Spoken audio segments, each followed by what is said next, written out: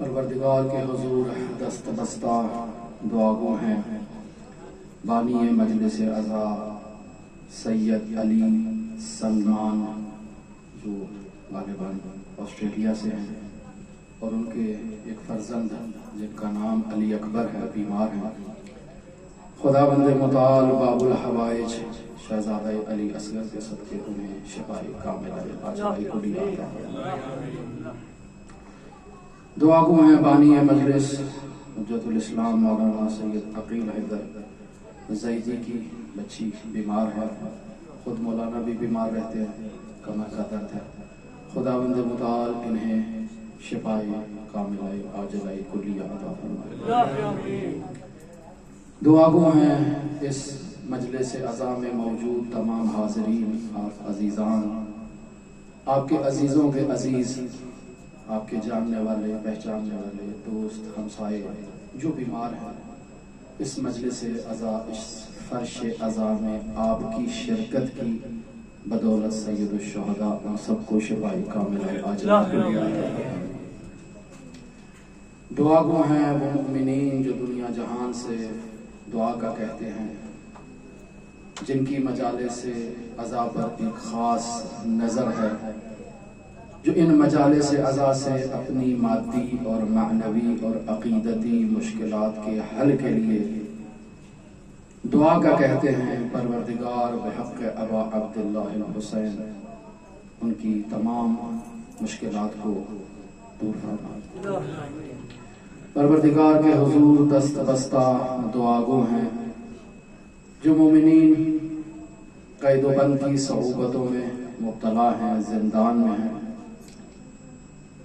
پروردگار انہیں اس قید سے رہائی عطا فرما۔ بالخصوص وہ مؤمنین جو مذہب حقہ کی خاطر زندان میں گئے اور اب زندان میں تکالیف اٹھا رہے ہیں، پروردگار انہیں علی ابن الحسین کے زندان کا واسطہ انہیں رہائی عطا فرما۔ پروردگار وہ مؤمنین، وہ عزیز کہ جو حضرت امام علی ابن موسیٰ رضا علیہ آلاف و تحیت و ثنا کی زیارت کے غرض سے مشہد میں موجود ہیں، جو حضرت سید الشہداء کی زیارت کے غرض سے کربلا میں موجود ہیں، امیر المؤمنین کی زیارت کی غرض سے نجف میں موجود ہیں، بحق حاضر مجلس عزا ان کی زیارت کو قبول و مقبول فرما۔ جو سفر زیارت میں ہیں ان کے سفر کو بے خطر فرما۔ پروردگار یہ مؤمنین جو اہل بیت کی زیارت کے لیے تڑپ رہے ہیں، ان کے پاس مادی وسائل نہیں ہیں، مشکلات ہیں، بیمار ہیں، کوئی ساتھی نہیں جو ان کو اس سفر میں ان کی ہمراہی کرے، ان کا ساتھ دے، ان کو اس سفر پہ لے جائے، پروردگار ان تمام کی زیارات کو قبول فرما اور منظور فرما۔ پروردگار حالیہ دنوں میں بارشوں کا ایک سلسلہ پاکستان وطن عزیز میں موجود ہے، اور عزادار شدت برسات میں عزاداری میں مصروف ہے۔ پروردگار ان کی عزاداریاں قبول فرما اور ان کو اس آزمائش سے سربلند باہر نکلنے کی توفیق عطا فرما۔ یہ بارشیں اگر ان کے لیے باعث رحمت ہیں تو نزول فرما، اور اگر باعث آزمائش ہیں تو پروردگار انہیں اس آزمائش سے نجات عطا فرما۔ انہیں صبر و تحمل اور بردباری کی توفیق عطا فرما۔ پروردگار جلوسائے عزا جہاں کہیں دنیا جہان میں قائم و دائم ہیں، عزاداریاں جہاں کہیں بھی برپا ہو رہی ہیں، جو افراد بھی مجالس عزا کے لیے دام درہم قدم سخن اپنا کردار ادا کر رہے ہیں، پروردگار ان کی اس عبادت کو اپنی بارگاہ میں شرف قبولیت بخش۔ پروردگار اس مجلس عزا کے انعقاد میں، اس فرش عزا کو بچھانے میں جن طلاب نے، جن علماء نے، جن بانیان نے اپنا کردار ادا کیا، جدوجہد کی، محنت کی، تاکہ ہم اس فرش عزا پر بیٹھ کے حسین کو یاد کر سکیں اور صدیقہ طاہرہ کو ان کے لال کا پرسہ دے سکے۔ پروردگار ان تمام زحمت کش، محنت کش اور تمام عزاداروں کی اس کاوش کو اپنی بارگاہ میں اعلیٰ درجے کی قبولیت کا شرف بخشے۔ اعوذ باللہ من الشیطان اللعین الرجیم، بسم اللہ الرحمن الرحیم، الحمد للہ رب العالمین، الصلاة والسلام علی اشرف الانبیاء والمرسلین وعلی آلہ الطیبین الطاہرین المعصومین الذین اذہب اللہ عنہم الرجس وطہرہم تطہیرا۔ اللہم صل علی محمد وآل محمد۔ رب اشرح لي صدري ويسر لي امري واحلل عقدة من لساني يفقهوا قولي افوض امري الى الله ان الله بصير بالعباد۔ عن النبي صلى الله عليه وآله وسلم ان الحسين مصباح الهدى وسفينة النجاة۔ درود پڑھ محمد والے اللہم صل علی محمد وآل محمد وعجل فرجہ۔ عزیزان محترم، عشرہ محرم الحرام میں موضوع کا آغاز ہوا حضرت سید الشہداء علیہ آلاف و تحیت و ثنا کی نجات کے بارے میں، اور اس نورانی حدیث کو سرنامہ کلام قرار دیا کہ بے شک حسین ہدایت کا چراغ اور نجات کی کشتی ہے، اور کوشش کی گئی کہ ان مجالس عزا میں جو ہمارے علماء، جو ہمارے بزرگان، جو ہمارے فقہاء، جو ہماری گراں قدر شخصیات نے سید الشہداء کے عرفان کو بیان کیا ہے، ان سے کچھ مطالب اخذ کیے جائیں اور آپ کے گوش گزار کیے جائیں۔ 8 محرم ہو گئی اور کل بیان ہوا کہ اب برہان کی گنجائش نہیں ہے، اب عشق کا مرحلہ شروع ہوتا ہے، اور عشق کیسے کیا جائے، کیسے حاصل کیا جائے، کیسے عاشق بنا جائے، کون سے مراحل کو طے کرنا ہے تاکہ ہم عزادار جو اس فرش عزا پر موجود ہیں عاشق حسین ابن علی ہو جائیں۔ عشق کی وہ اعلیٰ کیفیت جسے جذبہ کہتے ہیں جو ایک عزادار کو حاصل ہوتا ہے، اور وہ عزادار حسین ابن علی کی کشش میں مجذوب ہو جاتا ہے، اس کیفیت کو کیسے حاصل کیا جائے۔ اہم اور حساس مطلب کہ بطور معمول ان موضوعات کو اس فرش عزا پر بیان نہیں کیا جاتا، دوسرے مطالب بیان کیے جاتے ہیں جو قابل قدر ہیں، گراں قدر مطالب ہیں، نقل کرنے والی شخصیات بھی نہایت گراں قدر شخصیات ہیں، نہایت عظیم المرتبت شخصیات ہیں۔ ہمیں ایک امر ہوا کہ ان مطالب کو بیان کریں۔ ہم سید الشہداء سے عشق انسان کرنا چاہتا ہے، اس فرش عزا پر آ کر سید الشہداء کی معرفت حاصل کرنا چاہتا ہے، سید الشہداء کا قرب حاصل کرنا چاہتا ہے، عزادار بننا چاہتا ہے اور اعلیٰ درجے پر فائز ہونا چاہتا ہے۔ تو بیان ہوا بطور معمول ہمارے بزرگان جب عرفانی بحثوں کو بیان کرتے ہیں تو 2 حصوں میں تقسیم کر دیتے ہیں۔ ایک عقلی بحثیں ہیں، نظریاتی بحثیں ہیں، سید الشہداء کی آئیڈیالوجی ہے، نظریات ہیں، فلسفہ قربانی سید الشہداء ہے، مقصد حسین ابن علی ہے، وہ تمام بحثیں عرفان نظری کی بحثیں ہیں، وہ تمام بحثیں اس فرش عذاب پر ہونی چاہیے، اور ہمارے بزرگان بیان بھی کرتے ہیں، لیکن ان سب کا تعلق عرفان نظری سے ہے، اس فرش عذاب کے عرفان نظری سے ان کا تعلق ہے۔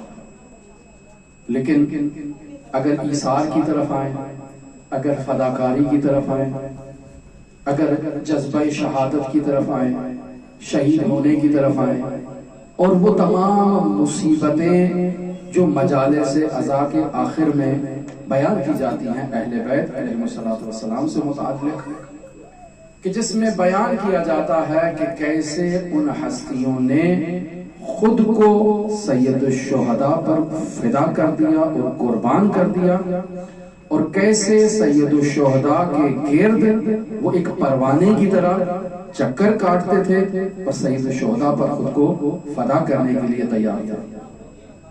وہ سب بحثیں عشق کی بحثیں ہیں، وہ سب بحثیں عرفان عملی سے تعلق رکھتی ہیں۔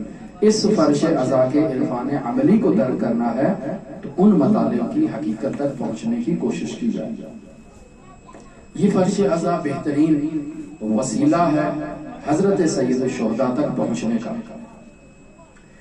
انسان میں اگر عشق ایجاد نہیں ہوتا، انسان عاشق نہیں ہوتا، تو ایک انسان عشق کے بغیر اپنی منزل اور مراد اور مقصد تک فائز نہیں ہو سکتا۔ یہ سب باتیں بیان ہو چکی ہیں کہ ہم فرش عزا پر آتے ہیں، زندگیاں گزر گئیں، عزاداریاں کی، ماتم کیا، ذکر کیا، سب کچھ کیا، اس کا اپنا اجر ہے، اس کا اپنا ثواب ہے، لیکن ابھی وہ جذبے کی کیفیت جو اصحاب سید الشہداء میں تھی، اس کی ایک جھلک بھی ہمارے وجود میں نہیں اتری ہے۔ اس کا مطلب یہ ہے کہ ابھی ہم عاشق نہیں ہوئے۔ سید الشہداء کا عشق ہماری زبان پہ ہے، ہمارے وجود میں، ہماری نس نس میں، ہماری رگ رگ میں وہ ابھی اترا نہیں ہے، وگرنہ ایک عاشق حسین ابن علی سے جدا ہو نہیں سکتا۔ یہ تصور درست نہیں ہے کہ انسان عاشق ہو اور حسین ابن علی سے غافل ہو، اس میں ایک جذبے کی کیفیت ایجاد ہوتی ہے۔ سید الشہداء کی ایک کشش ہمیشہ اسے اپنی طرف کھینچتی ہے اور وہ کبھی بھی اس کشش سے جدا نہیں ہو پاتا۔ ایسا شخص سید الشہداء میں مجذوب ہے۔ بیان ہوا کہ یہ شخص، آپ نے اپنی زندگی میں ایسے افراد ضرور دیکھے ہوں گے، ہم نے تو دیکھے ہیں، یقیناً آپ نے بھی دیکھے ہوں گے، آپ لوگ عزادار ہیں، مومن ہیں، مومنین سے آپ کا واسطہ رہتا ہے، یقیناً دیکھے ہوں گے کہ ان کے سامنے بس حسین ابن علی کا نام لینے کی دیر ہے، ان کی آنکھوں سے آنسوؤں کا فوارہ جاری ہو جاتا ہے، بالکل بےتاب سید الشہداء کے لیے گریہ اوزاری میں مصروف۔ اور اگر کہیں کتیبے بینر کوئی ایسی چیز جو حسین ابن علی پر دلیل ہو، جو ان کو حسین ابن علی کی طرف متوجہ کرے، زاروں قطار ہونے لگ پڑتے ہیں۔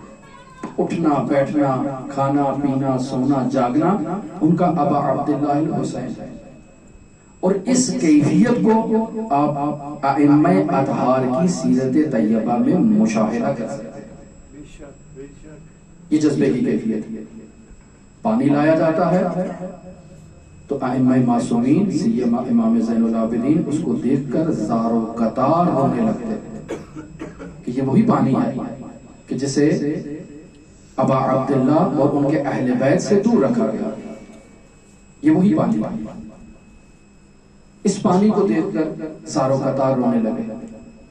کھانا لایا جاتا، کھانے کو دیکھ کر زار و قطار رونے لگتے کہ یہ کھانا آج ہمیں نصیب ہو رہا ہے، اور اہل بیت وہاں کھانے سے محروم تھے، ان کے پاس انتظامات نہیں تھے۔ بازار میں جاتے ہیں، کسی کو حیوان ذبح کرتے ہوئے دیکھتے ہیں تو زار و قطار ہونے لگ پڑتے ہیں۔ یہ کیفیت ہے جو ایک حقیقی مجذوب عزادار کی کیفیت ہے۔ ابھی ہم اس کیفیت سے دور ہیں، یہ ایک حقیقت ہے، کسی تعارف کی بات نہیں ہے. یعنی میں اپنے گریبان میں دیکھ سکتا ہوں کہ میرے اندر یہ کیفیت نہیں ہے، آپ خود اپنا فیصلہ خود کر سکتے ہیں کہ کیا یہ کیفیت ہے. ہم اس مجلس عزا سے باہر جا کر، اس فرش عزا سے باہر اٹھ کر، کیا وہ مصائب جو ہم نے سنے ہیں انہی مصائب پر گھر تک دھاڑے مار کے روتے ہیں؟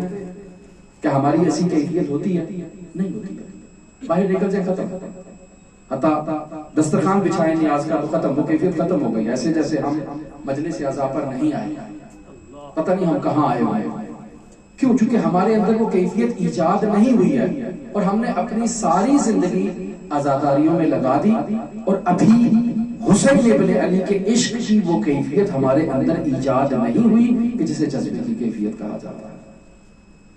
تو بیان ہوا کہ اگر انسان عاشق نہیں ہے، ساری زندگی گزار لے، وہ اپنے مقصد کو حاصل نہیں کر سکتا، مقصد تک نہیں پہنچ سکتا. اچھا پھر کیا کریں؟ اب اس کے لیے انسان کو عاشق ہونا ہے. کیا میں عاشق ہو سکتا ہوں؟ سوال ہے. کیا آپ لوگ عاشق ہو سکتے ہیں؟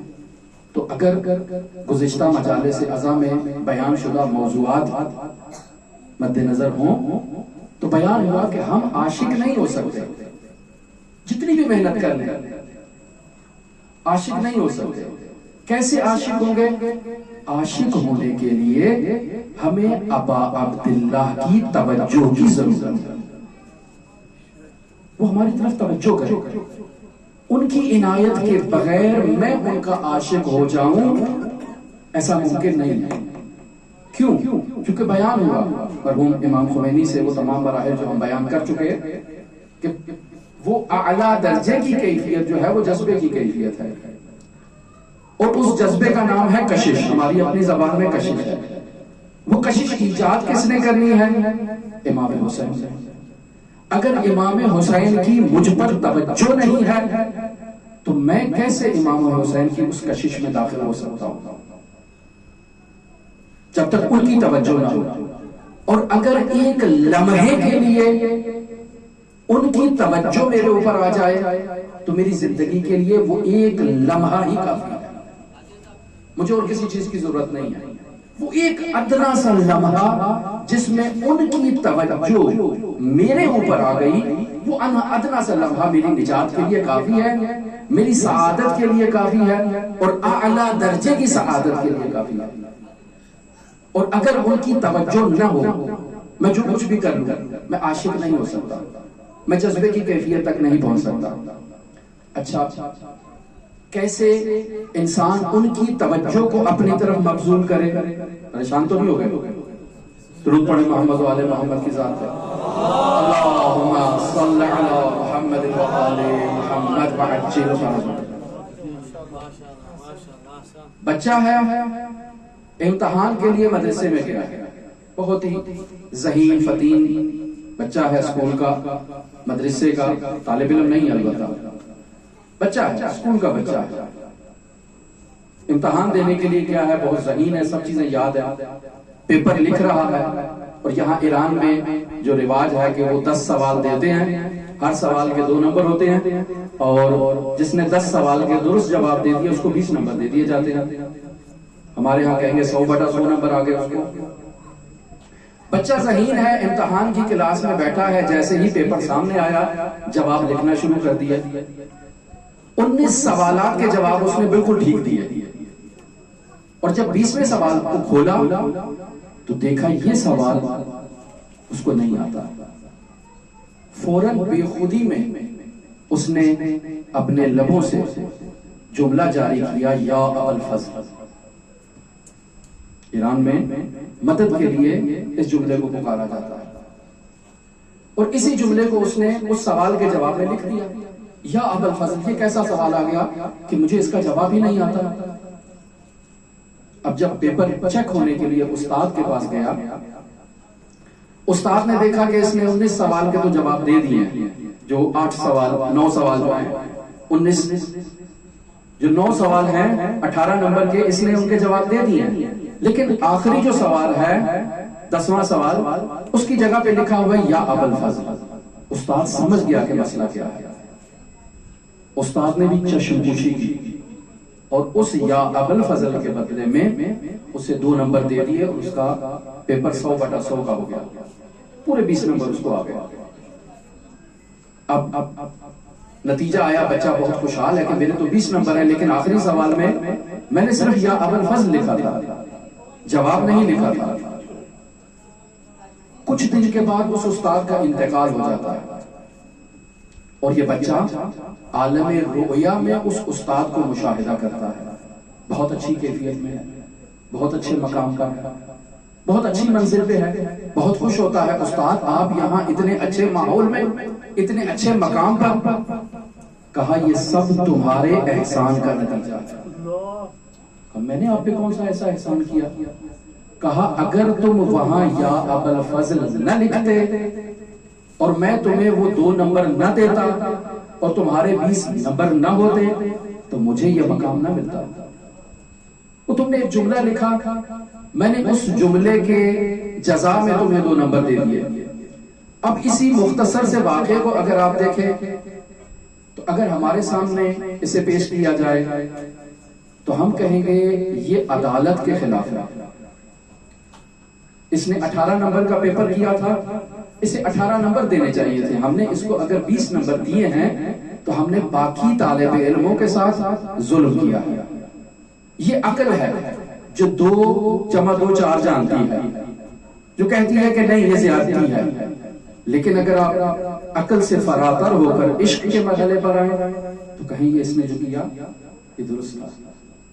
لہٰذا اس فرش عزا کو اور حضرت سید الشہداء کی مظلومیت کو، حضرت سید الشہداء پر آنے والے مصائب کو اگر ہم اس پیمانے عقل میں ڈالنے کی کوشش کریں تو بہت ساری چیزیں ایسی ہیں کہ جو انسان کہتا ہے روایت ضعیف ہے، بہت ساری چیزیں ایسی ہیں کہ جو انسان کہتا ہے کہ ایسی چیزیں ہو نہیں سکتی ہیں، لیکن اگر انہی مطالب کو انسان عشق کے پیرائے میں لے آئے تو جان جاتا ہے کہ یہ کیفیت شدنی ہے، یہ کیفیت ممکن ہے، ایسا ہو سکتا ہے۔ ان الحسین مصباح الہدی وسفینۃ النجات، حسین ابن علی ایک گناہگار کو شفاعت دے سکتے ہیں، ایک گناہگار کو نجات بخش سکتے ہیں۔ مجھے اگر اس مقام پر بٹھا دیا جائے کہ تم نے افراد کو جنت اور جہنم میں بھیجنا ہے تو شاید میرے ہاتھ سے کوئی نکل کے اس طرف جائے نہیں، سب کو اس طرف بھیجوں گے، نہیں یہ درست نہیں ہے، لیکن وہاں میرے جیسا بندہ نہیں ہے، وہ حسین ابن علی کی قطار ہے جس میں مرجعیت عظمیٰ بروجردی کو کھڑے ہونا ہے۔ بیان ہو چکا نا کہ آیت اللہ بروجردی کہتے ہیں کہ مجھے صادق آل محمد کی قطار میں کھڑے نہیں ہونا، مجھے ابا عبداللہ کی قطار میں کھڑے ہونا ہے، جس میں امام حسین کے عزادار ہیں، جس میں امام حسین کے زائرین ہیں، امام حسین کے فرش عذاب بچھانے والے، ماتم کرنے والے، گریہ ازاری کرنے والے ہیں۔ مجھ بروجردی کو اس قطار میں داخل ہونا ہے تاکہ جلد اس قطار سے عبور کر کے میں حسین ابن علی تک پہنچوں۔ لہذا بیان ہوا کہ جب تک حسین ابن علی کی توجہ نہیں ہوگی میری محنت رائے گا، میری کوششیں بے سود ہیں، بے فائدہ ہیں۔ توجہ ان کی حاصل کرنی ہے، اب ان کی توجہ حاصل کرنی ہے تو کیا کیا جائے؟ بیان ہوا اب تک کی مجالس اعظام میں کہ انسان اپنی زبان کو اپنے اختیار میں لے، اسے آزاد نہ چھوڑے، اپنے کنٹرول میں لے لے۔ یہ فرش عزا ہے، کیا چیز اس فرش عزا کے ساتھ مناسبت رکھتی ہے اسے زبان سے جاری کریں، جو اس فرش عزا سے مناسبت نہیں رکھتی اس کلمے کو اپنی زبان پر جاری نہ کریں۔ جو میرے ساتھ دوسرے عزادار موجود ہیں، یہاں پر ماتمی حضرات موجود ہیں، فرش عزا پر گریہ ازاری کرنے والے جو دوسرے افراد موجود ہیں، میں ان کے بارے میں قضاوت نہ کروں، ان کے بارے میں فیصلہ نہ کروں کہ یہ ایسا ہے یا ویسا ہے، یا حسین ابن علی کی جگہ پر بیٹھ کر میں ان کے بارے میں فیصلے کرنے شروع نہ کروں۔ وہ جانے، حسین ابن علی جانے، یہ نجات کی کشتی پر سوار ہونے کے لیے آیا ہے، حسین ابن علی نے اسے نجات دینی ہے، میں بیچ میں کون ہوں؟ میرا بیچ میں کیا کہتا ہے؟ میں کس حیثیت میں قضاوت کرنے کے لیے میدان میں آیا ہوں؟ لہذا دشوار مرحلہ ہے، انسان کو عشق کے مرحلے تک پہنچنا ہے، کیا کرے؟ بیان ہوا اب تک بیان ہو چکا کہ انسان کو جذبے کی ضرورت ہے، اور جب تک انسان کی طرف وہ کشش انسان کو حسین ابن علی کی طرف نہیں کھینچتی، انسان نہیں کھینچا جا سکتا۔ بہت سے لوگ ہیں پتہ نہیں کیا کیا کاموں میں مصروف ہیں، ہر کسی کو اس فرش عزا پر آنے کی سعادت نصیب نہیں ہوتی ہے، ہر کسی کو نصیب نہیں ہوتی ہے، اور پھر ہر کسی کو یہ نصیب نہیں ہوتا کہ وہ وقت پر فرش عزا پر آئے۔ آپ سمجھتے ہیں کہ شاید میری اختیار میں تھا کہ میں دیر سے آیا، یہ میرے اختیار میں تھا کہ میں جلدی آ گیا؟ نہیں، یہ اس طرف سے کشش ہے، یہ اس طرف سے کشش ہے، وہ ہمیں کھینچ رہی ہے، وہ ہمیں بلا رہے ہیں، وہ ہمیں پکار رہے ہیں، وہ ہمیں ادھر جگہ دے رہے ہیں، اور ہم اس فرش عزا پر آ رہے ہیں۔ بہت سارے آپ افراد دیکھ لیں اس دنیا میں ایسے موجود ہیں جن کو یہ فرش عزا نصیب ہی نہیں ہے، آتے ہی نہیں ہے اس فرش عزا پر۔ کہیں غیر مسلم ہیں، کہیں غیر مسلمان ہیں، کہیں مسلمان ہیں، کہیں مومن ہیں، شیعہ ہیں، سب کچھ ہیں، لیکن یہ فرش عزا انہیں نصیب نہیں ہے۔ ابھی بھی آپ جا کر دیکھیں امام رضا کے حرم کے اطراف میں دکانوں میں سودا سلف بیچ رہے ہیں، مصروف ہے اپنے کاموں میں، صبح سے شام تک وہ اپنی ڈیوٹی ادا کر رہے ہیں، لیکن فرش عزا ان کے قسمت میں نہیں ہے۔ یا اس کے علاوہ دوسرے کاروبار کے افراد جو اپنے اپنے کاموں میں مصروف ہیں، بس یہ سعادت ہے، یہ کشش ہے جو اس طرف سے ہمیں کھینچ رہی ہے۔ اب ہماری اپنی ظرفیت ہے، ہماری اپنی استعداد ہے کہ ہم اس کشش کی طرف کتنے متوجہ ہیں اور کتنا ہم نے خود کو تیار کیا ہے کہ اس طرف سے کشش ہمیں اپنی طرف جذب کرے اور کھینچے۔ کوئی ہے جو اول مجلس عزا میں آ کر بیٹھ جاتا ہے اور فرش عزا بچھاتا ہے، اور کوئی ہے کہ جو لنگر اور نیاز تقسیم ہونے کے بعد بھی آتا ہے کہ صرف میں یہاں دیواروں سے برکت حاصل کر لوں کہ یہاں مجلس عزا ہوئی تھی۔ اس کا بھی فیض ہے، اس کا بھی ثواب ہے، انکار تو نہیں کیا جا رہا، لیکن یہ اس کی اپنی ظرفیت ہے۔ جیسے وہ نور کی شدت اور ضعف ہوتی ہے، ایک آدمی کا نور شدید تر تھا وہ پہلے آ گیا، ایک کا ضعیف تر تھا وہ آخر میں آیا، لیکن نور تو ہے نا، پھر بھی کشش تو اس میں بھی ہے۔ تو کیا کریں کہ ہمارے اندر جذبہ پیدا ہو، پہلے خود کو تیار کریں، خود کو آمادہ کریں کہ اس طرف سے توجہ ہے۔ انسان نے حسین ابن علی کی طرف جانا ہے، کیا کرے؟ اب یہاں انسان اپنے وجود میں دیکھے، کیا میں حسین ابن علی کو یاد بھی کرتا ہوں اپنے دلوں میں، اپنے اوقات میں، اپنے لمحات میں؟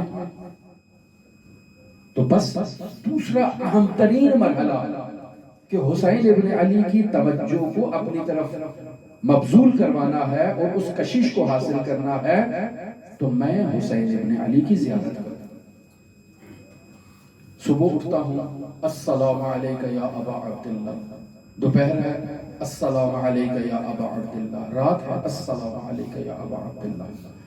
جس قدر میری طرف سے حسین ابن علی کو یاد کیا جائے گا، اس طرف سے اتنی ہی مرتبہ وعلیکہ السلام کہا جائے گا۔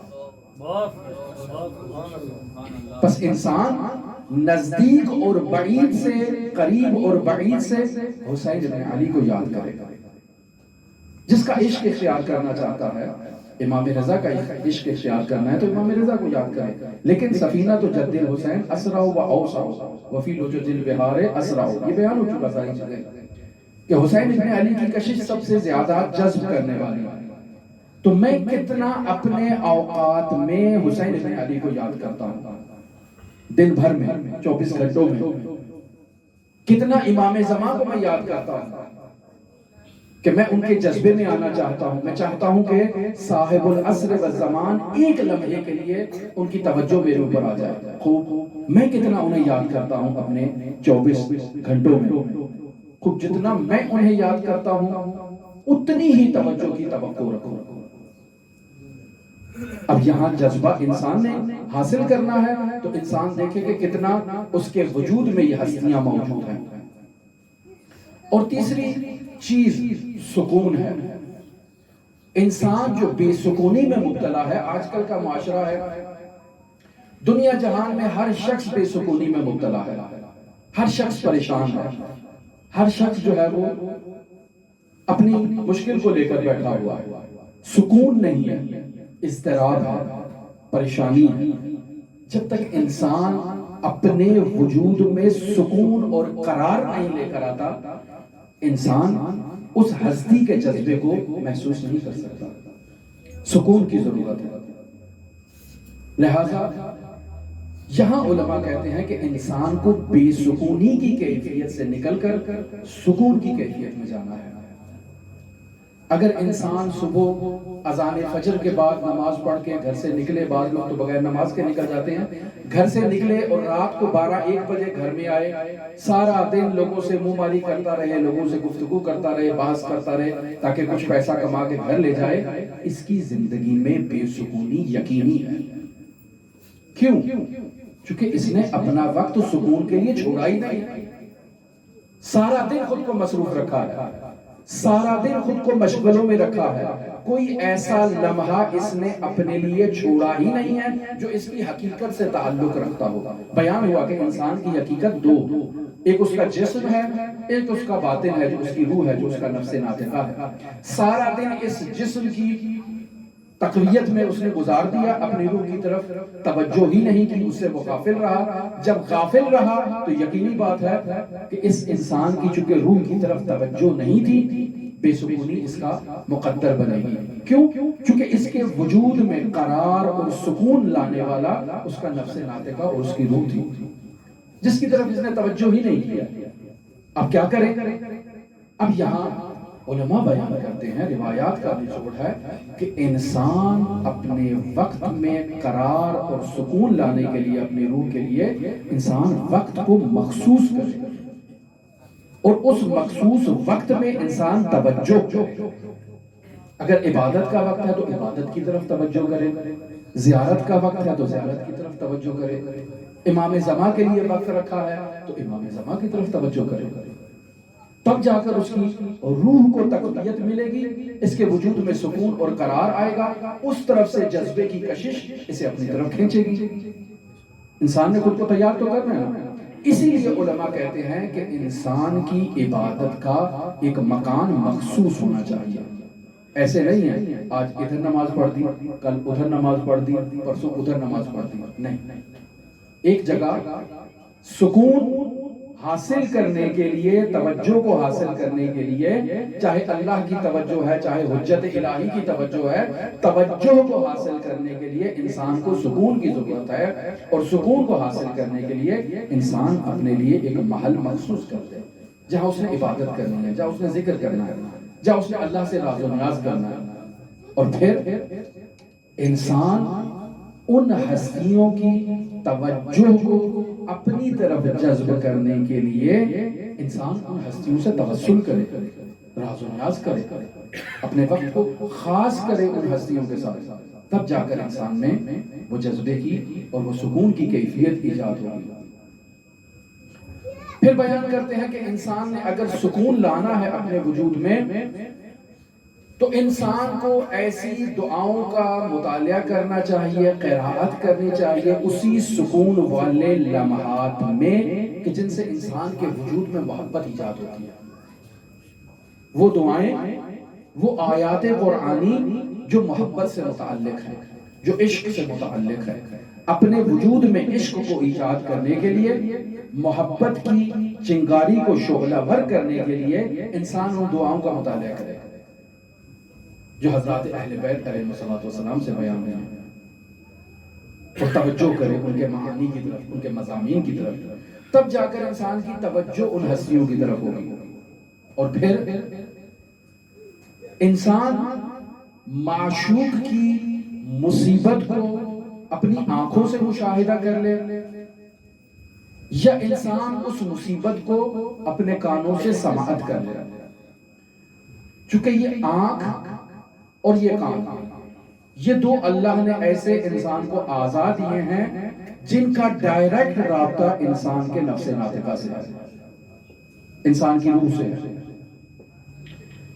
آگے اگر تھوڑا تشریف لے آئے، پیچھے جو مومنین آ رہے ہیں ان کو تھوڑا تکلیف ہے۔ درود پڑھیں محمد و آل محمد۔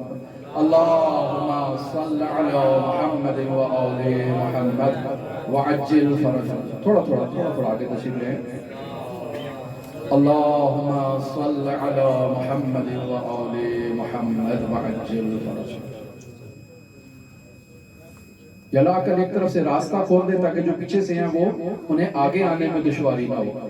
ایک طرف سے راستہ کھول دے، پیچھے والے آگے آگے ان کو دشواری نہ ہو. جزاک اللہ انشاءاللہ. ہو انسان اگر آنکھوں سے کسی چیز کو مشاہدہ کرتا ہے تو وہ ڈائریکٹ اس کی روح پر اثر انداز ہوتا ہے.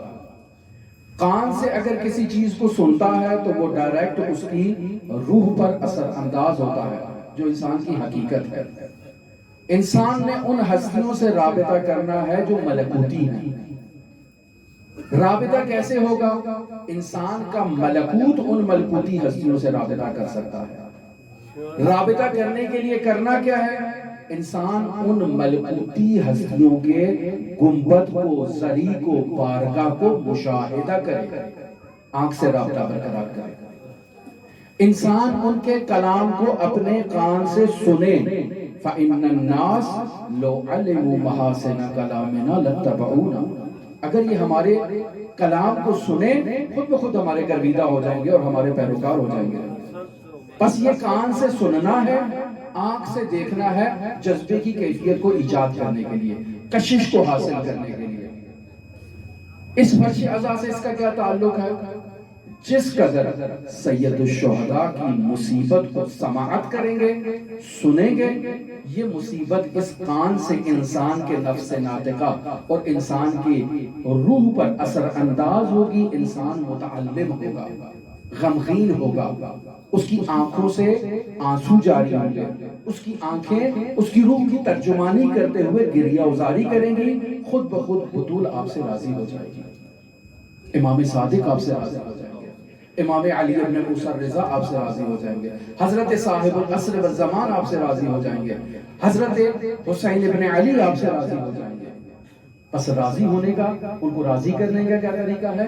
انسان ان کی مصیبت کا زیادہ سے زیادہ تذکرہ سنے، مصائب کو پڑھے، آنکھوں سے کانوں سے سنے، تاکہ انسان کے اندر وہ ایک ایسی کشش، ایک ایسی حالت ایجاد ہو کہ وہ ہستیاں اسے ایسے جیسے دریا اور سمندر میں آدمی غرق ہو رہا ہے ایسے اسے نکال کر باہر لے آئے. ان کی طرف سے کشش ایجاد ہوگی. انسان نے خود کو آمادہ کرنا ہے. اور پھر دیکھیں آخری مرحلہ، ایک ایسی سٹیج آتی ہے جسے ہم نے کبھی اپنی زندگی میں تجربہ نہیں کیا، کبھی نہیں کیا، اور وہ ایک خاص کیفیت ہے. عقل کی بات نہیں کر رہا، عشق کی بات ہے، چونکہ بیان ہوا. اگر عرفان نظری کو دیکھنا ہے تو جائیں حضرت سید الشہداء نے مدینے سے لے کر کربلا تک جو بیانات فرمائے ہیں وہ سب عرفان نظری ہے. لیکن اگر عرفان عملی دیکھنا ہے تو عشق کے مرحلوں میں اترنا ہوگا اور کودنا ہوگا. 7 محرم سے پانی بند ہوا تھا اہل بیت علیہ السلام کا. انسان نے کب آزمایا ہے اپنے آپ کو کہ کیا میں 3 دن تک پیاسا رہ سکتا ہوں؟ کیا میں 3 دن تک بھوکا رہ سکتا ہوں؟ یہ عقل کی بات نہیں ہے، عشق کا مرحلہ ہے.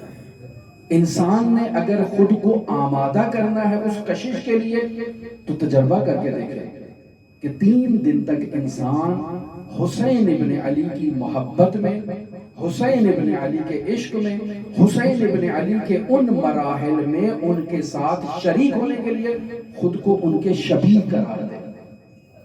ہم نے آج تک صرف شبیہیں ذوالجناح میں تصور کی ہیں، علم حضرت عباس میں تصور کی ہیں، یا ایسے تازیوں میں تصور کی ہیں. انسان خود مجسم شبیہ بن سکتا ہے، اور وہ ایسے ہی بن سکتا ہے کہ ان ہستیوں پر 3 دن اگر پانی اور کھانا ان کے لیے میسر نہیں تھا تو کیا میں خود کو کنٹرول کر سکتا ہوں، حبس النفس کر سکتا ہوں، 3 دن تک خود کو ان کے شبیہ قرار دے سکتا ہوں؟ اس مرحلے میں انسان کا پتہ چلے گا. اور ایسی ہستیاں ہیں کہ جنہوں نے ان مناظر کو اپنی آنکھوں سے مشاہدہ کیا ہے. یہی شیخ جعفر ششتری جن کا ان ایام عزا میں ہر خطیب ذکر کرتا ہے، ہر واعظ ان کے واعظ کو بیان کرتا ہے، ان کے تحریر کرتا، مصائب کو ممبروں پر بیان کرتا ہے. یہی جعفر ششتری اول سے لے کر آخر تک انہوں نے ماجرہ کربلا اور واقعہ کربلا اور تمام شہادتوں کو اپنی آنکھوں سے مشاہدہ کیا ہے. یہ ہے انسان جذبے کی کیفیت تک جب خود کو پہنچاتا ہے اور اس طرف سے کشش ایجاد ہوتی ہے تو خود اس بندے کو اٹھا کر کربلا کی زیارت کروا دیتے ہیں. خود یہ اپنی آنکھوں سے ان مناظر کو اور ان مصائب کو اور ان مظلومیتوں کو مشاہدہ کرتا ہے اور پھر اس کا وجود سر سے پیر تک حسینی ہو جاتا ہے. یہی فاضل دربندی کہ جن کا گاہ بگاہ ذکر چلتا ہے مجالس عزا میں، یہ ایسی ہستی تھے. کل ان کا تذکرہ کریں گے کہ کیسے سید الشہداء میں جذبے کی کیفیت ان کے وجود میں تھی اور کیسے حسین ابن علی کے عشق سے یہ سرشار تھا. انسان اپنے آپ کو آمادہ تو کرے، خود کو تیار تو کرے، اس قابل بنائے کہ وہاں سے کشش ایک سیکنڈ کے لیے اگر وہ کشش انسان کی طرف متوجہ ہو جائے تو انسان فرش سے عرش تک چلا جائے. لہذا ان ہستیوں کی طرف اور ان ہستیوں کی توجہ کو اپنی طرف مبذول کرنے کے لیے انسان کو آمادہ کرنا. علم اور عمل دو ایسی چیزیں ہیں جو ایک دوسرے سے تجارت کرتی ہیں، کاسبی کرتی ہیں، کاروبار کرتی ہیں. انسان علم حاصل کرتا ہے، علم پر عمل کرتا ہے، عمل کے نتیجے میں علم اضافی ہو جاتا ہے. محبت اور اطاعت بھی اسی طرح سے ہے، ایک دوسرے سے تجارت کرتے ہیں. انسان میں عشق کی چنگاری ایجاد ہوئی، اس چنگاری کا لازمہ یہ ہے کہ حسین کے فرش عزا پر بیٹھ کر وہ خود کو حسین سے ملا دیتا ہے، تشبہ قرار دے دیتا ہے، عمل میں، گفتار میں، کردار میں حسینی بننے کی کوشش کرتا ہے. اور جس قدر انسان کے وجود میں اس عشق کی جو چنگاری ہے وہ شعلہ ور ہوتی جائے گی، اس کا وجود حسینی ہوتا جائے گا. ایسے تو نہیں کہتے ہیں کہ اس فرش عزا پر جو آئے گا وہ عرشی ہو جائے گا، یقیناً عرشی ہوگا، لیکن اس میں شدت و ضعف پائی جاتی ہے، کیفیات ہے. ہر کوئی ہر مرحلے کا نہیں ہوتا، کوئی ابتدائی سٹیج کا ہے، کوئی انتہائی سٹیج کا ہے، کوئی آگے کا ہے. لہٰذا ہم اپنے وجود میں دیکھتے ہیں کہ کس حد تک ہمارے وجود میں عشق موجود ہے. اگر علماء کرام کا ذکر کیا جائے، بزرگان کا ذکر کیا جائے، تو بزرگان خود کو اہل بیت کے تشبہ قرار دینے کی کوشش کرتے ہیں، ان کے نقش قدم پر چلتے ہیں. اپنی ظاہری ان کا جو حلیہ ہے، جو ظاہری ان کا قیافہ ہے، جو ظاہری ان کا جو ظاہر چیز جس کو دیکھ رہے ہیں، ان کے شکل و شمائل، ان کا لباس، ان کی چال ڈھال، ان کی گفتار، بولنا، یہ سب کاپی کرتے ہیں اہل بیت کو، تاکہ اگر کوئی بھی شخص دنیا میں کسی شیعہ عالم کو دیکھ لے تو وہ یہ کہے کہ یہ جس ہستی کو ماننے والا ہے وہ کو بہت عظیم ہستی ہوتی اپنے کردار سے. لہذا ایک عالم امامہ پہنتا ہے سر پہ، کیوں؟ کیونکہ رسول خدا صلی اللہ علیہ وآلہ وسلم کا امامہ. اللہ صلی اللہ علیہ وسلم اس حقیقت کو وہ درک کر چکا ہے کہ رسول خدا کا ہے، کبھی امامہ سر سے نہیں اترتا، جو کچھ مرضی ہو جائے، آندھی آئے، طوفان آئے، پتھروں کی بارش ہو، نہیں، یہ میرے سر پہ ہے. کیوں؟ کیونکہ میں اس حقیقت کو درک کر چکا ہوں کہ یہ رسول خدا سے مجھے میراث ملی ہے اور میں ایک لمحے کے لیے رسول خدا کی میراث کو درک کرنے کے لیے تیار نہیں. اور جو اس حقیقت تک نہیں پہنچتے ہیں وہ جمعرات کو امامہ پہنتے ہیں اور جمعہ کو اتار دیتے ہیں، ایک دن پہنتے ہیں، 4 دن نہیں پہنتے ہیں. کیوں؟ اس حقیقت کو درک نہیں کیا ہے. آندھی آئے، طوفان آئے، جب مجھے میراث رسول خدا سے ملی ہے، مجھے افتخار ملا ہے کہ یہ رسول خدا سے میرے تک پہنچا ہے، میں اس کو کیسے ترک کر سکتا ہوں؟ مرحوم قاضی سے متعلق نقل ہے کہ جب بھی وہ امامے کو اپنے سر پہ رکھتے تھے، پہلے اٹھاتے تھے، پھر اسے چومتے تھے، پھر اسے سر پہ رکھتے تھے، اور جب اتارتے تھے تو بھی چومتے تھے اور اس کو اس کی جگہ پر رکھتے تھے، ایسے پھینک نہیں دیتے تھے.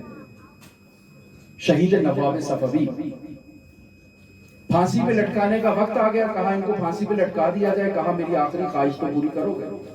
کیا ہے؟ میری دستار رسول خدا کا امامہ لا دو، میں اس حالت میں امامہ پہن کے تختہ دار پہ جانا چاہتا ہوں، اس کے بغیر نہیں جاؤں گا. یہ میری آخری خواہش ہے. کیوں؟ چونکہ یہ مجھے رسول خدا صلی اللہ علیہ وآلہ وسلم سے میراث ملی ہے. لہٰذا انسان اپنے وجود میں اس تشبہ کو ایجاد کرے، اس کیفیت کو ایجاد کرے، پھر دیکھے کہ اس طرف سے کس قدر کشش آتی ہے جو اس انسان کو اپنی طرف کھینچتی ہے اور اس انسان کو اس فرش سے عرش تک پہنچا دیتی ہے. بعض لوگوں کی خواہش ہوتی ہے کہ ہم مجالس عزا میں کچھ واقعات بھی بیان کیے جائیں، کوشش ہوتی ہے.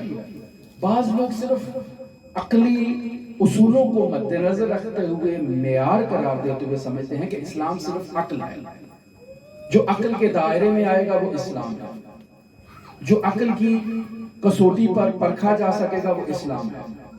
اس کے آگے وہ نہیں دیکھتے، انکار کر دیتے ہیں. لہٰذا اکثر افراد جو اعتراض کرتے ہیں وہ یہی کہتے ہیں کہ دین کو داستانیں بنا دیا، واقعات بنا دیا. نہیں عزیزان محترم، یہ وہ چیزیں ہیں کہ جن سے انسان سیکھتا ہے. وہ سفر جو انسان نے سالوں میں طے کرنا ہے وہ لمحوں میں اور سیکنڈوں میں طے کر لیتا ہے. مرحوم آیت اللہ بہجت سے نقل کرتا ہوں آپ کی خدمت میں.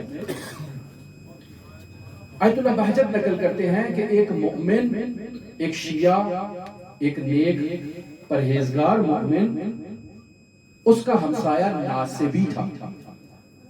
اہل بیت علیہ السلام پر العیاذ باللہ لعن و نفرین کیا کرتا تھا.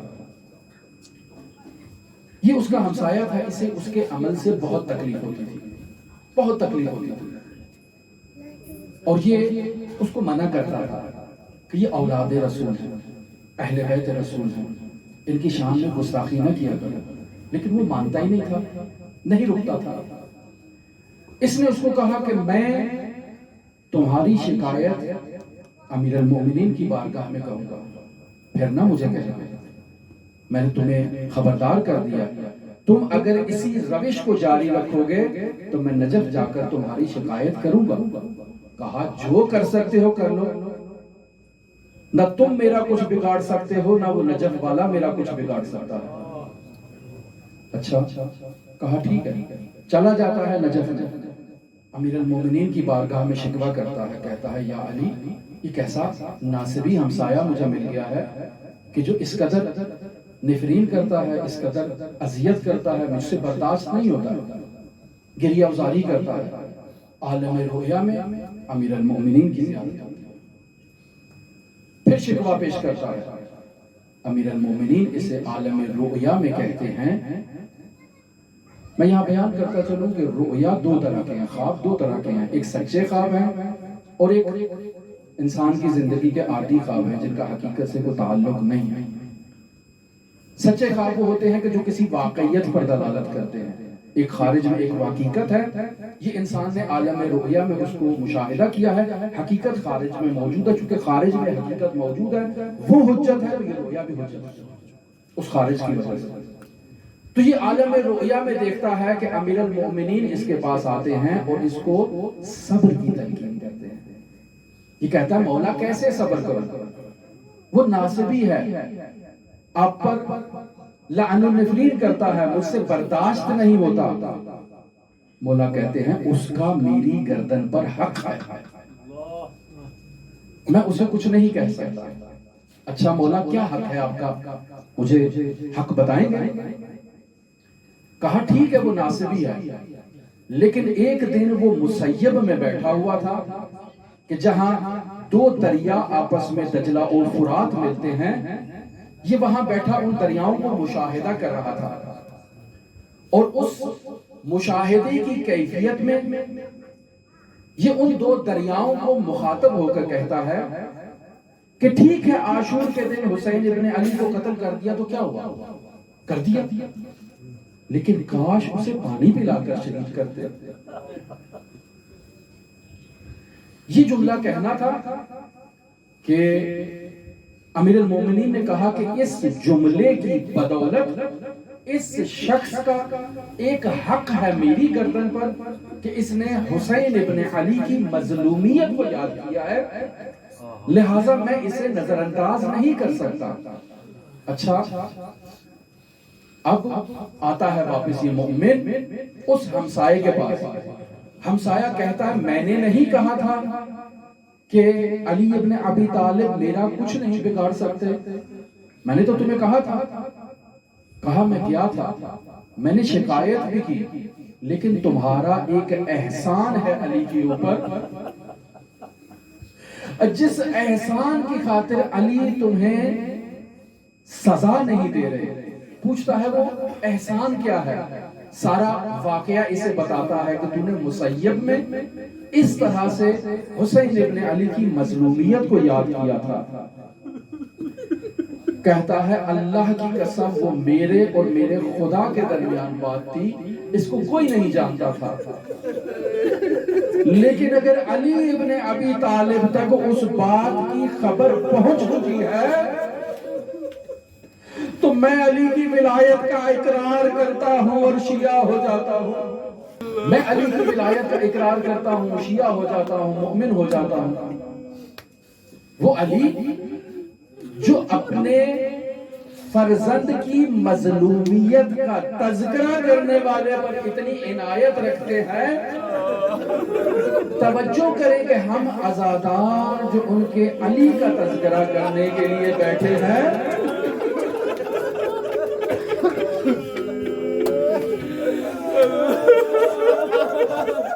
علی کی ہمارے اوپر کتنی توجہ ہوگی عزیزان محترم۔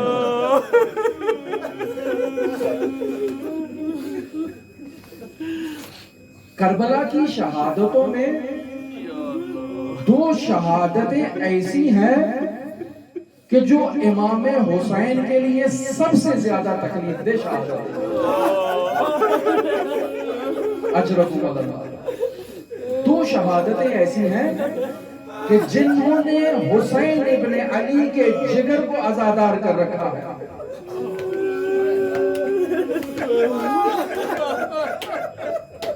اجرکم اللہ۔ وہ عالم رؤیا میں حسین ابن علی کی زیارت کرتا ہے، دیکھتا ہے کہ تمام جسد اطہر بدن مبارک زخموں سے چور چور ہے اور ہر زخم سے خون رس رہا ہے۔ دوسرے دن امام حسین کی زیارت کرتا ہے تو مشاہدہ کرتا ہے کہ وہ تمام زخم جو ہیں وہ ختم ہو چکے ہیں، لیکن دو زخم ابھی باقی ہیں۔ سوال کرتا ہے مولا کل آپ کی کیفیت کچھ اور تھی، آج کچھ اور ہے؟ کہا وہ زخم جو تم نے کل دیکھے تھے وہ بنی امیہ کی طرف سے دیے گئے زخم تھے، آج جو تم میری کیفیت دیکھ رہے ہو یہ میرے عزاداروں کے آنسو ہیں کہ جنہوں نے میرے زخموں کو التیام بخشا ہے۔ اچھا مولا آپ کے بدن پر یہ دو زخم ایسے ہیں، یہ التیام کیوں نہیں ہوئے؟ کہا یہ دو زخم ایسے ہیں جو ہمیشہ میرے ساتھ رہیں گے، ایک میرے اصغر کا زخم ہے، ایک میرے اکبر کا زخم ہے۔ اجرکم اللہ۔ آپ کی آوازیں بلند ہو گئی، اس کا مطلب ہے صدیقہ طاہرہ آپ سے راضی ہو گئی، حسین ابن علی آپ سے راضی ہو گئے۔ اجرکم اللہ۔ اچھا دلیل کیا ہے؟ دو عرب رسول خدا کے زمانے میں آتے ہیں رسول خدا کے پاس، دونوں میں جھگڑا ہے ایک اونٹ کے اوپر، دونوں کہتے ہیں کہ یہ ہمارا ہے، فیصلہ فرمائے رسول خدا کہ یہ اونٹ کس کا ہے؟ ان میں سے ایک کہتا ہے یا رسول اللہ یہ اونٹ میرا ہے اور میرے پاس اس کی دلیل اور برہان موجود ہے، لیکن برہان اس اونٹ کو ذبح کرنے کے بعد، نہر کرنے کے بعد معلوم ہوگا۔ اچھا وہ کیا بتاؤ دلیل؟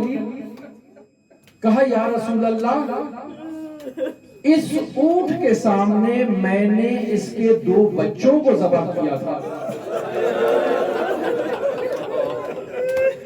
اور جب میں نے ذبح کیا تھا تو یہ اونٹ اپنے بچوں کے لاش پر آ کر اس نے اپنی جگر سے ایک ایسی آواز نکالی تھی جس سے مجھے یقین ہو گیا تھا کہ اس اونٹ کا جگر زخمی ہے۔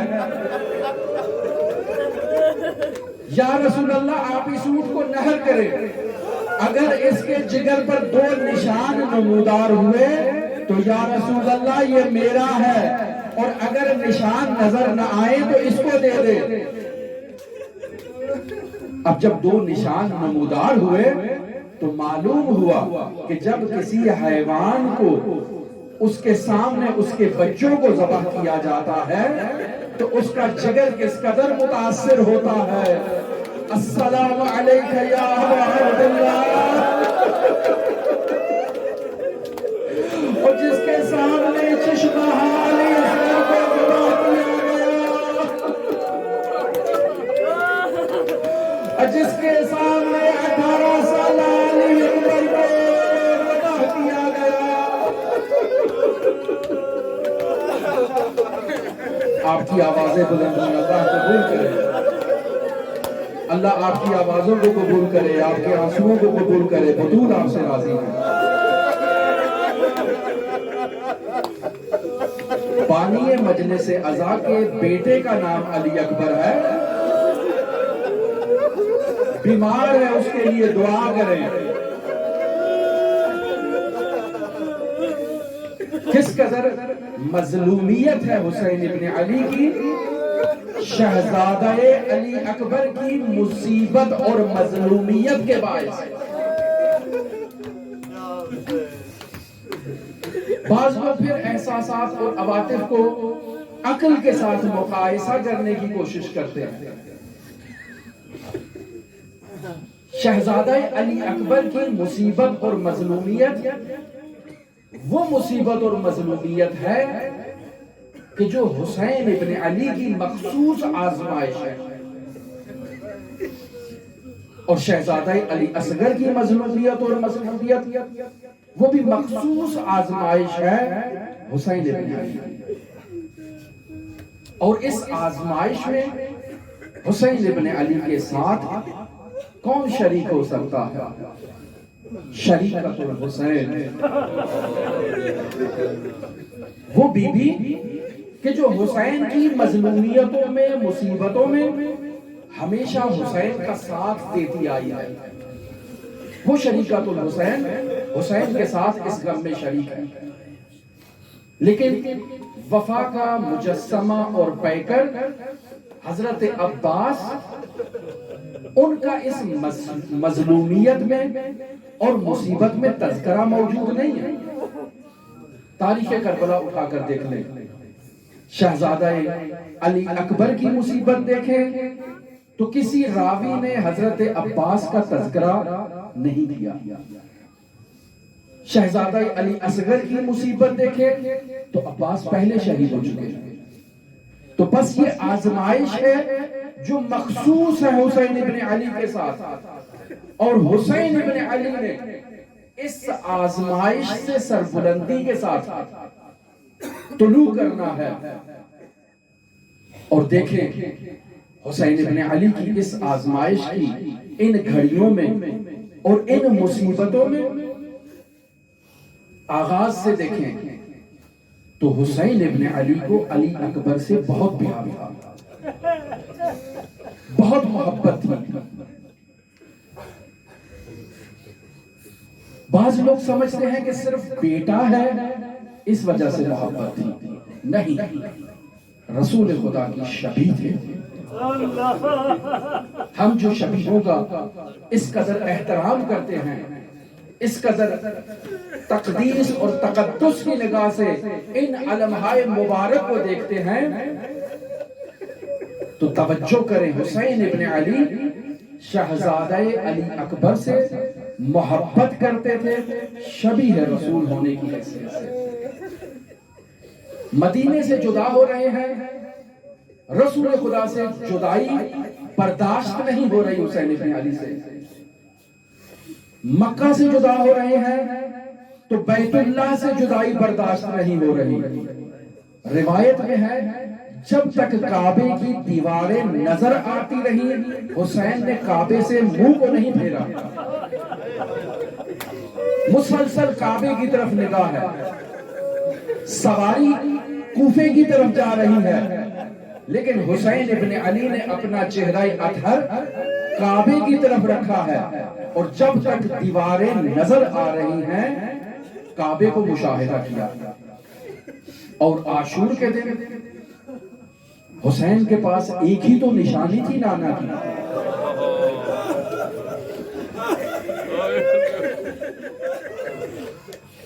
اور حسین ابن علی سے باقاعدہ اجازت لینے کے لیے شہزادہ تشریف لائے. بہت سخت ہے. امام حسین نے شہزادے کو ایک مایوسانہ نظر کے ساتھ دیکھا.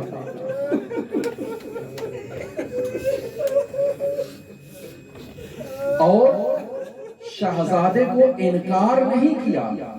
پہلا شہید ہے بنی ہاشم کا. انکار نہیں کیا. کہا جاؤ مقدرات عصمت و طہارت سے اجازت لو.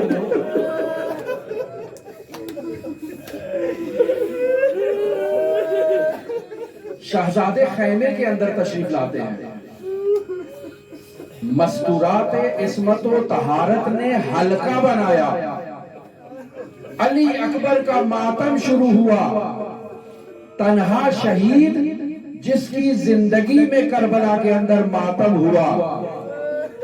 اور فاضل دربندی لکھتے ہیں کہ بیویوں نے پتھروں سے ماتم کیا.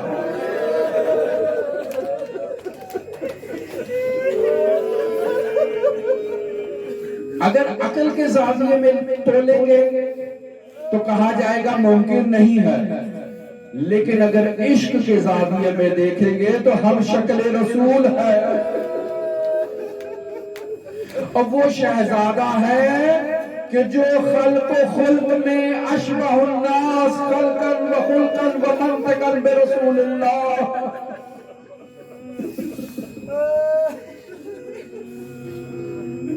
خیموں سے باہر آنا چاہتے ہیں, بیویاں دوبارہ اندر لے جاتی ہیں. دوبارہ ماتم شروع ہوتا ہے علی اکبر کا.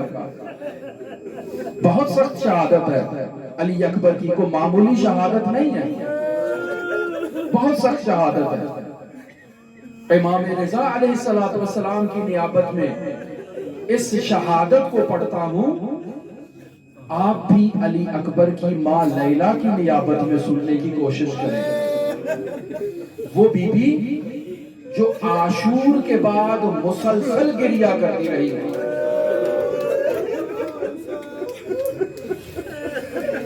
راوی کہتا ہے میں مدینے میں آیا,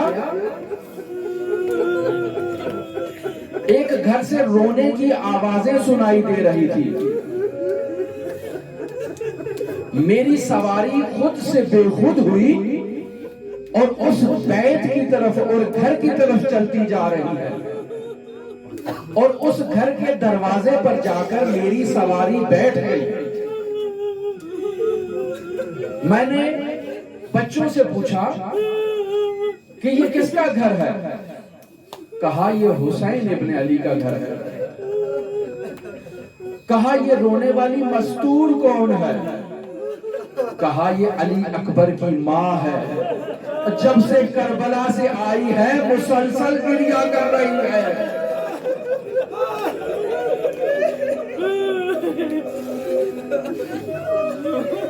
حسین ابن علی نے مایوسانہ انداز میں علی اکبر کو دیکھا,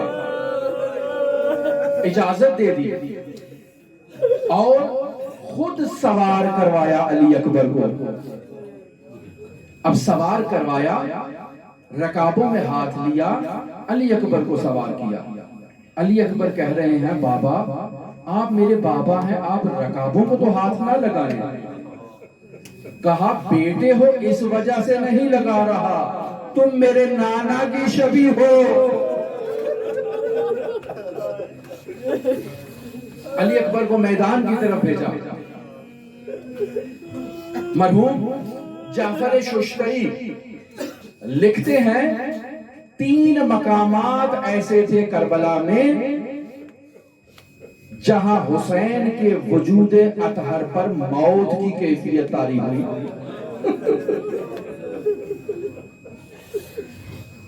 امام معصوم پر موت کی کیفیت طاری ہوئی. پہلا مقام وہ تھا جب علی اکبر اذن جہاد لینے کے لیے آئے. زینب موجود ہیں. زینب نے سہارا دیا، سوار کیا، کہا بیٹا جا رہے ہو لیکن اپنا چہرہ میری طرف رکھو، میں تمہاری زیارت کرنا چاہتا ہوں.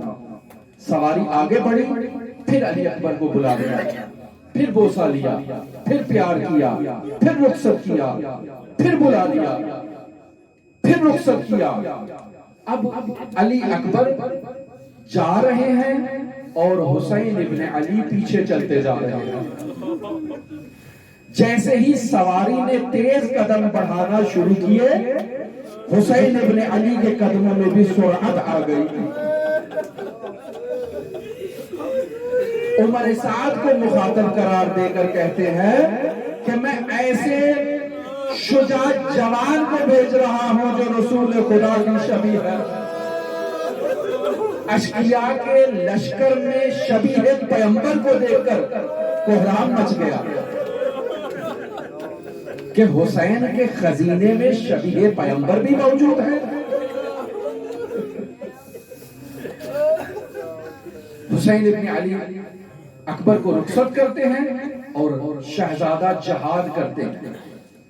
120 جنگجوؤں کو فنار کیا اور واپس پلٹتے ہیں خیموں کی طرف. یا ابتا العطش قد قتلنی، بابا جان پیاس کی شدت نے مجھے قتل کر دیا ہے، اور اوپر سے یہ زیورات جو پہنا رکھے ہیں ان کے وزن نے مجھے تکلیف پہنچا دی ہے. بابا کو پانی کا کوئی جام، کوئی قطرہ، کوئی بوند پانی کی مل جائے گی مجھے.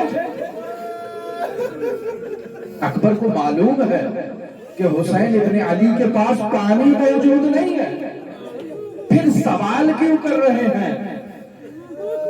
اس سوال کا تاریخی پس منظر مدینے میں نظر آتا ہے کہ جب علی اکبر نے بے موسمی پھل کا مطالبہ کیا تو حسین ابن علی نے دیوار سے انگور کی بیل نکال کر علی اکبر کو انگور دیے، لیکن ساتھ یہ کہا بیٹا یاد رکھنا کربلا میں پانی نہیں دوں گا.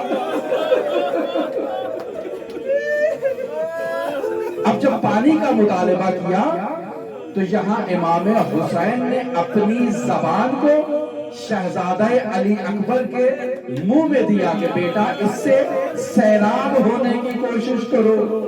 شہزادے نے فوراً زبان واپس کر دی، کہا بابا یہ تو میری زبان سے بھی زیادہ خشک ہے. اجرکم اللہ، اجرکم اللہ. پھر امام حسین نے اپنی ایک انگوٹھی شہزادے کو دی کہ بیٹا اسے اپنے منہ میں رکھ لو اور کچھ دیر جہاد کرو، رانا رسول تمہیں سیراب کریں گے. شہزادہ اب کی بار جب میدان میں آئے تو اب شہزادے نے جہاد کیا، دائیں اور بائیں فوجوں کو بھگایا، اور ایسے میں ایک شقی نے شہزادے کی پیشانی پر وار کیا. ایک شقی نے سے شعبہ تیر شہزادے کے گلوئے اطہر پر مارا. یہ 2 شہزادے امام حسین کے 2 فرزند جو سے شعبہ تیر سے شہید ہوئے، علی اکبر اور علی اصغر. اور پھر ایک شقی نے چھپ کر شہزادہ علی اکبر کے سینے پہ نیزہ مارا. اس نیزے کا لگنا تھا کہ شہزادہ علی اکبر نے اپنے دونوں ہاتھ اپنے رہبار کی گردن میں دیے. اس سواری کی آنکھوں میں خون تھا، یہ تشخیص نہیں دے سکا کہ اپنے خیمے کون سے ہے۔ یہ سواری شہزادے کو لے کر اشقیاء کے افواج میں چلی گئی۔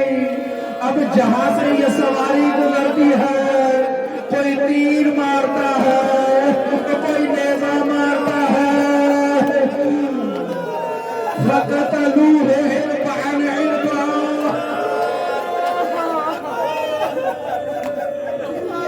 السلام علیکہ یا ابا عبداللہ، بابا میری مدد کو آئیے۔ یہ وہ دوسرا مرحلہ ہے جب حسین ابن علی پر موت کی کیفیت طاری ہوئی۔ کبھی سوار ہونے کی کوشش کرتے ہیں تو سوار نہیں ہوا جا رہا، پدر پر پسر زانو بزانو رسید۔